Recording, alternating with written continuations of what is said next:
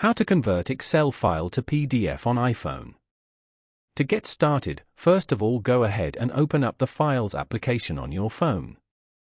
Once inside the app, on the Browse tab located at the bottom, navigate to the location of your Excel file. Tap on the Excel file to open it. When the file is open, tap on the three dots icon at the top right corner. From the Options menu that appears, select Print as shown. And then, tap on Next at the bottom.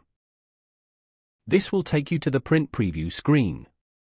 Now, tap the Share icon at the top right. This action converts the entire print preview into a PDF document. Now, tap on the Save to Files option. Once you are done choosing the folder, tap on Save at the top right corner.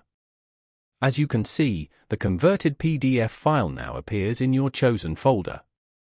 Following these steps, you can easily convert an Excel file to PDF on an iPhone.